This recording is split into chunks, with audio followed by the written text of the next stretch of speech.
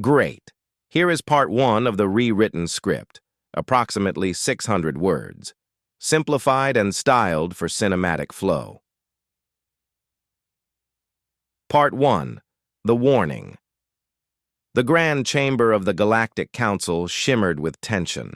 Massive crystal pillars stretched high above, catching the soft glow from floating orbs that moved gently through the air. Shadows danced across the walls, cast by beings of every shape and color seated in a wide arc. The scent of exotic incense drifted through the room, a long-standing tradition of the council. But today the air held more than formality. It was heavy with doubt and quiet hostility. At the center of it all stood one man, Ambassador Jonathan Rains, the lone human.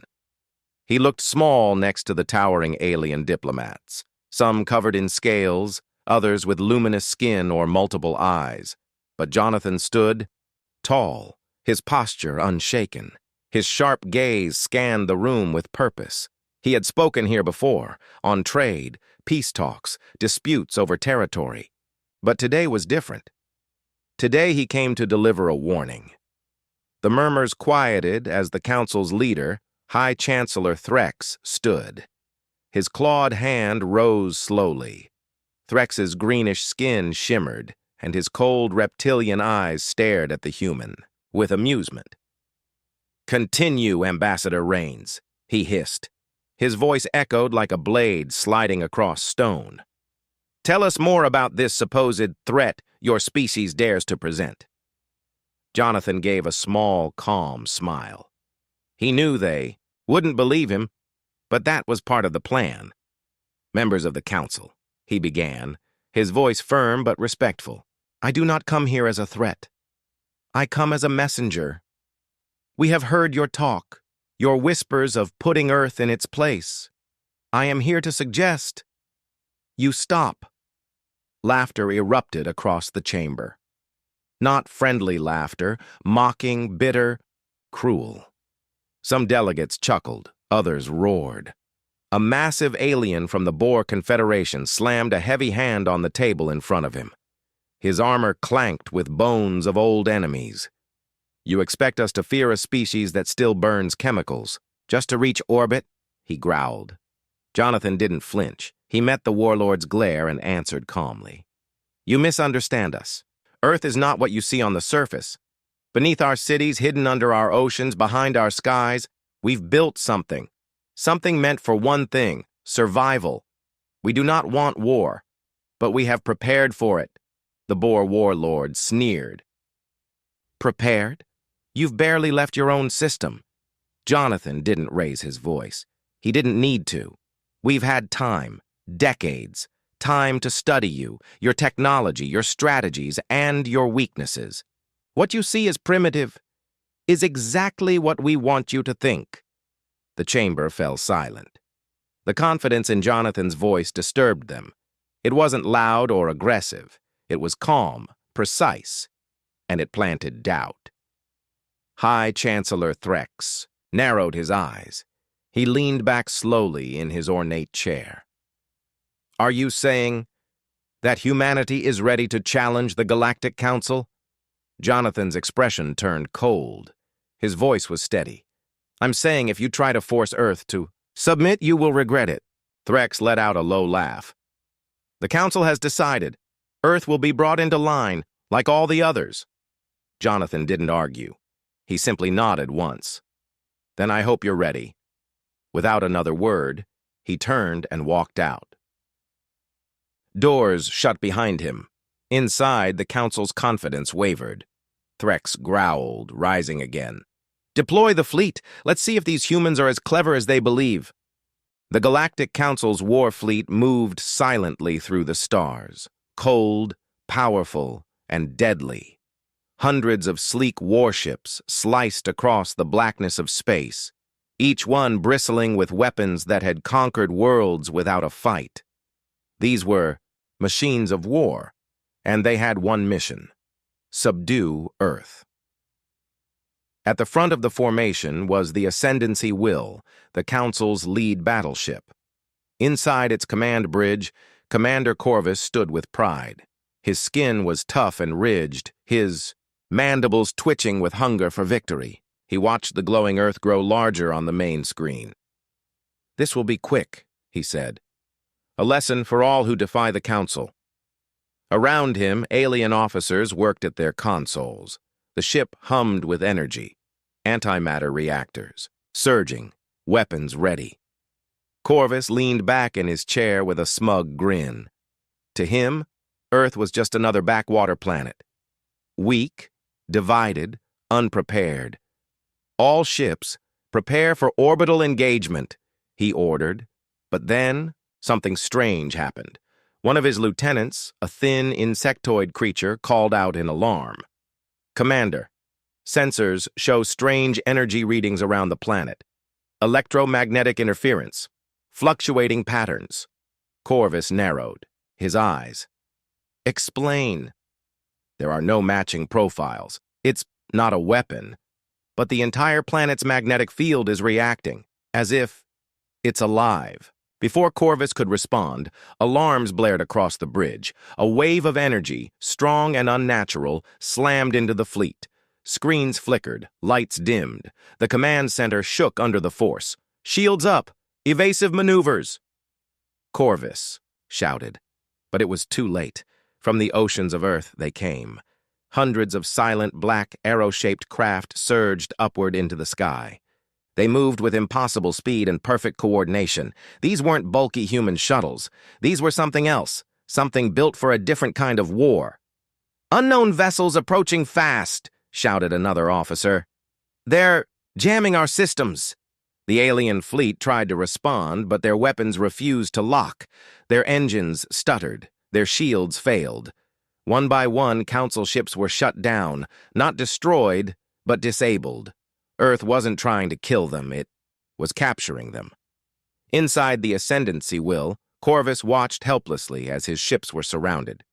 The mysterious Earthcraft moved like predators, targeting key systems with magnetic blasts and disabling Council weapons with surgical precision. What is this?"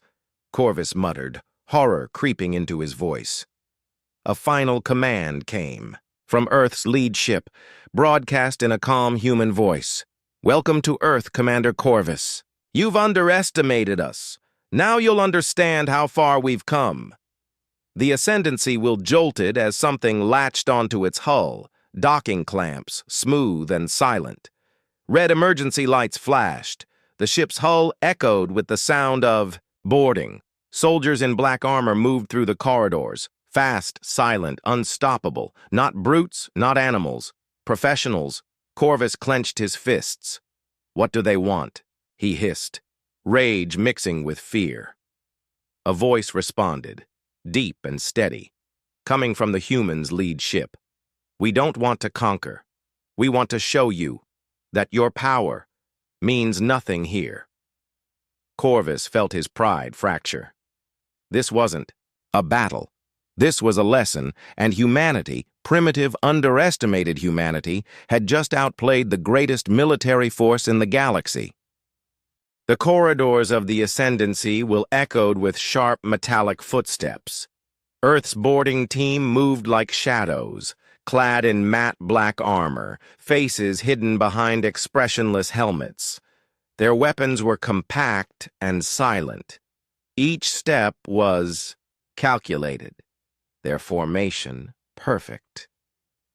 Commander Corvus stood in silence, watching them approach.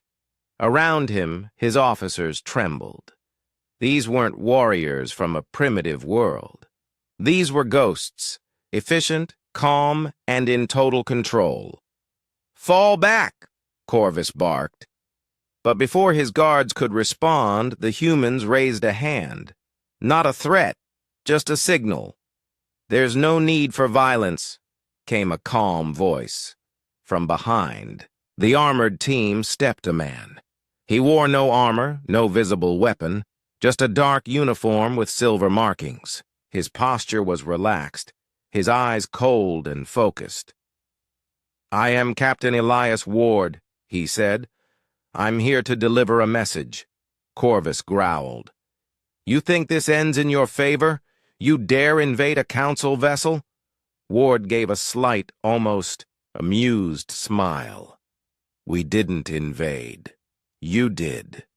We simply invited you in and locked the door behind you. The statement hit Corvus like a stone. He glared at the man, struggling to understand how this could happen. Earth was supposed to be weak, undisciplined, slow to react. Instead, they had predicted every move. You'll pay for this, Corvus hissed. The council will bring destruction. Your cities will burn. Ward stepped closer. Holograms lit. The room, floating screens displaying intercepted council transmissions, internal ship schematics, battle strategies. You still don't get it, Ward said, voice firm now.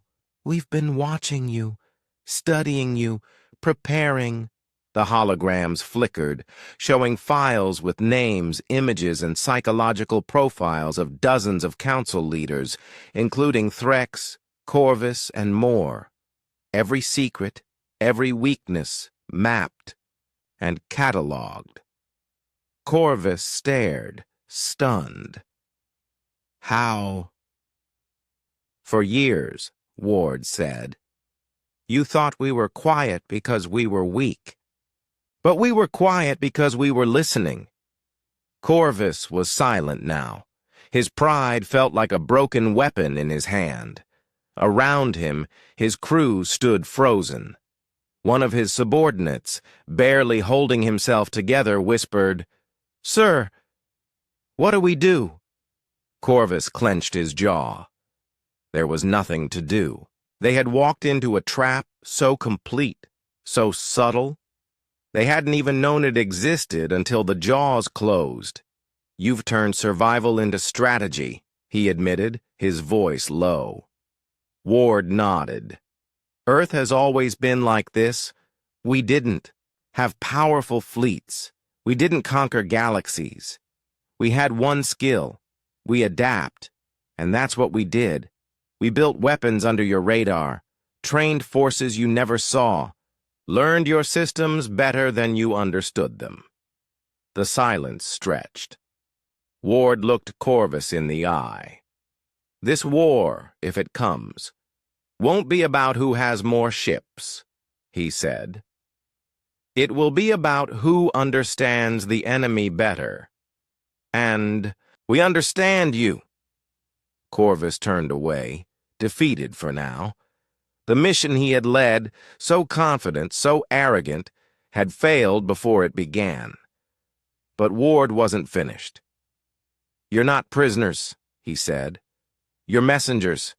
Go back. Tell the council what you saw here. Tell them the truth.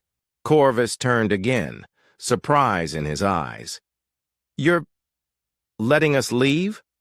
Ward's expression darkened slightly. For now. With that, the human soldiers stepped aside. The path back to their ships was clear. But the message had been delivered. Loud and clear, Earth was not defenseless. It was patient. It was prepared. And now, the galaxy knew. Back in the colossal hall of the Galactic Council, the atmosphere had changed. The usual confidence, the pride of countless victories across star systems, was shaken. Whispers spread like cracks in stone. A race they had mocked had stood its ground. High Chancellor Threx sat still in his throne, claws tapping on the cold stone armrest. His reptilian eyes were narrow, focused.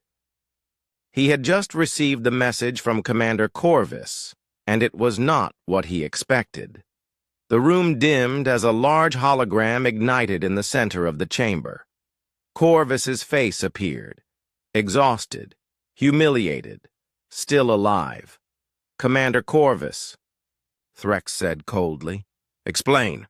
Corvus straightened, shame in his voice. My fleet was disabled, not destroyed.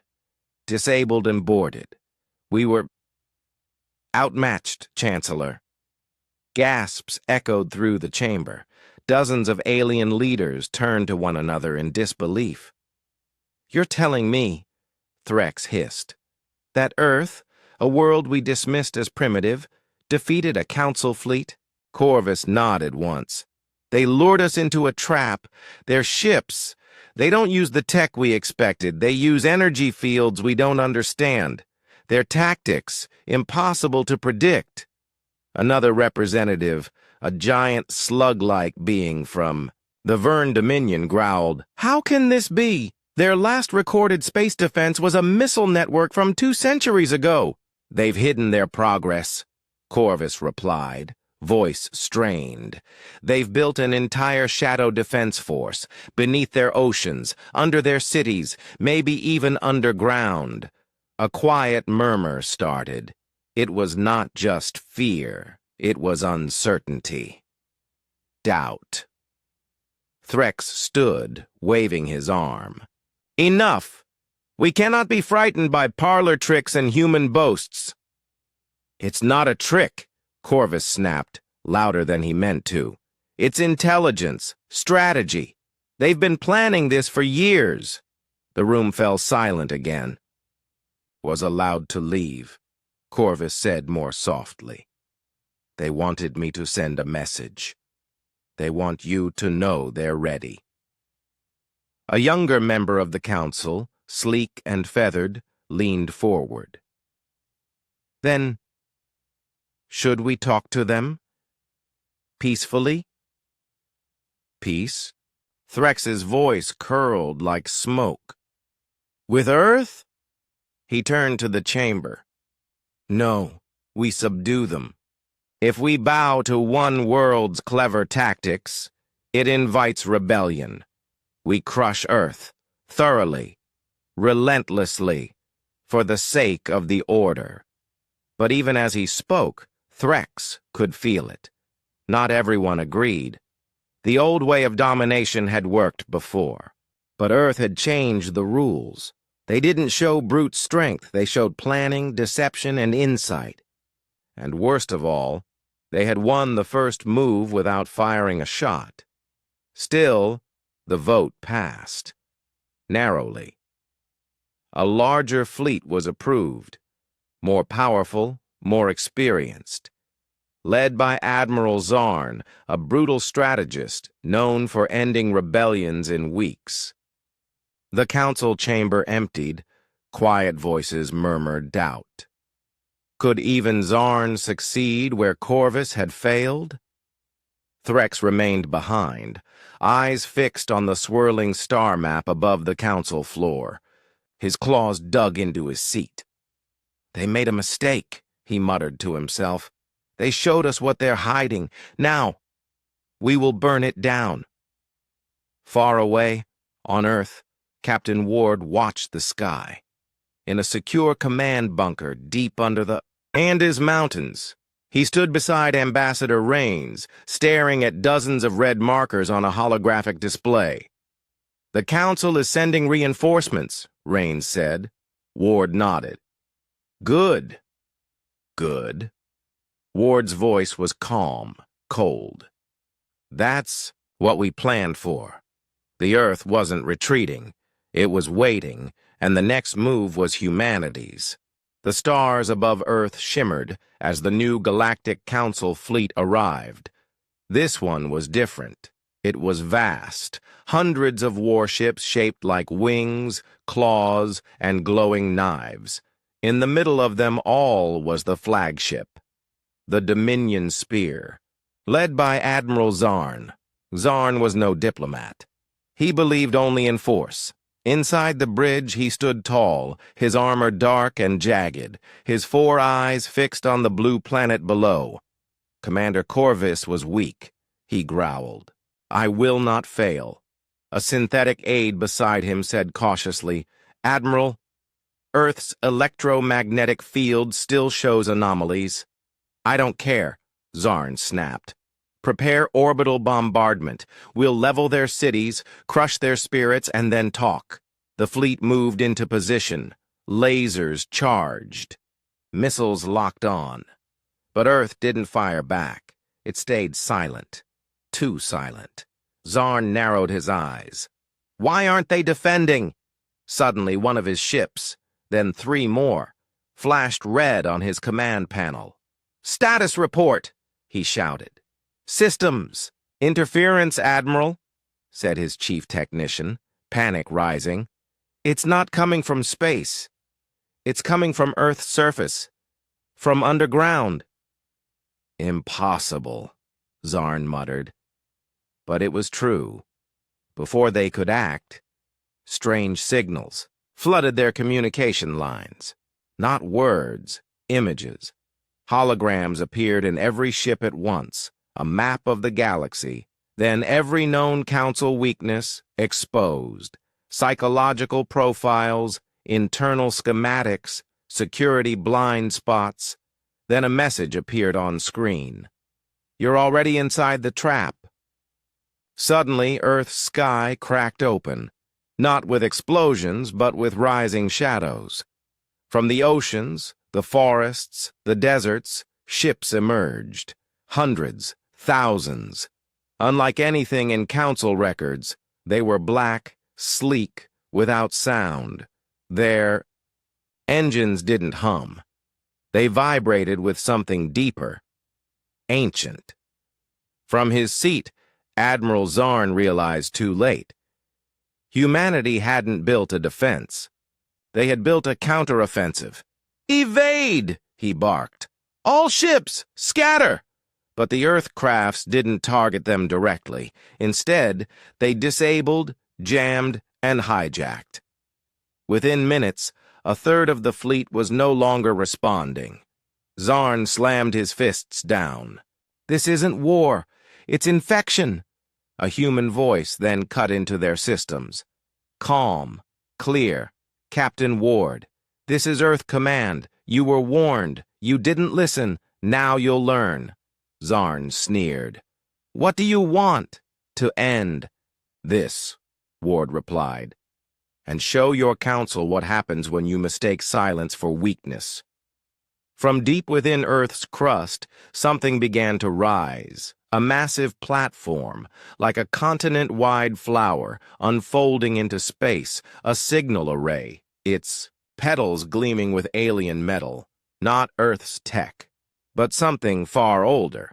Ancient tech humanity had found and learned from, not created. Ward's voice echoed again. "You thought we were late to the galaxy, but we were the first to be left behind."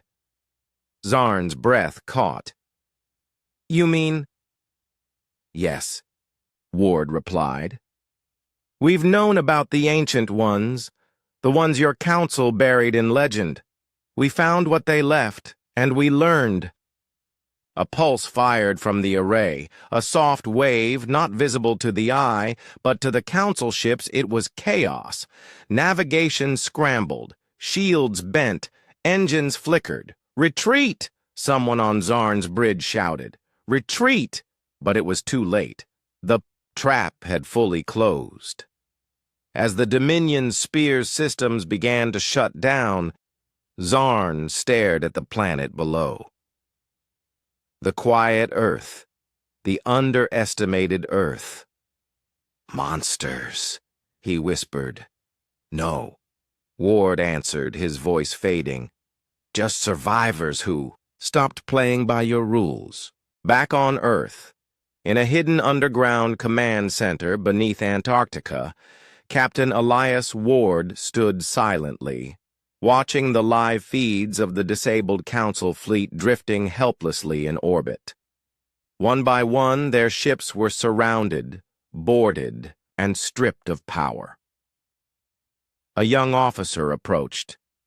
"Sir, the last enemy cruiser has been neutralized. No further resistance." Ward gave a slight nod. "Begin cleanup protocols. Preserve their data systems. We want their memory intact." "Yes, Captain." Ward turned to a circular table where Earth's top strategists had gathered. Scientists, ex-generals, AI architects, and even old hackers who once worked in secrecy. All of them were part of Project Bastion, the operation that had prepared Earth for this very day. "We've proven we can defend ourselves," said a woman in a white coat. "What comes next?" Ward looked up at a large monitor. It displayed the Galactic Council emblem, now marked with a flashing red symbol. "We send a message," he said, "but not of surrender, not of apology." He raised a small device and activated the transmitter. Across the galaxy, screens lit up. To every council world, every outpost, every channel they used, a holographic version of Ward appeared in all of them. "This is Captain Elias Ward, speaking on behalf of Earth. You sent your fleets. You sent your threats. You underestimated us. We asked for peace. You responded with war. You failed to see who we really are. We are the children of chaos. We come from a world of storms, earthquakes, predators, and extinction-level events. We were born into hardship, and we evolved through pain. You thought us primitive, but survival teaches lessons no empire can understand. Your fleet has fallen, not to weapons, but to preparation, to precision, and to will. Now we give you a choice." Ward leaned closer. "Leave us alone, or face a species that has never, ever surrendered." The message ended. Across the galaxy, millions watched in silence, some in fear, others in awe.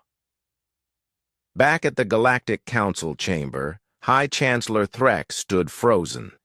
His scaled face was pale, and his hands trembled. Around him, the alien representatives whispered, panicked, scattered. "This is not possible," one muttered. "They were supposed to be weak," said another. "They were patient," Threx whispered. "Too patient." A voice from the shadows startled them. "You forced their hand." Everyone turned. Jonathan Rains stepped into the chamber again, alone, calm, just as he had the first time. Only now no one laughed, no one mocked. He walked slowly toward the center of the chamber and looked around. "I warned you," he said, "and you chose arrogance." Threx, humbled, asked in a low tone, "What do you want from us?" Rains gave a simple answer. "Respect." "And if we refuse?" Rains didn't smile this time. He didn't need to. He turned and walked away, leaving behind a hall of stunned silence.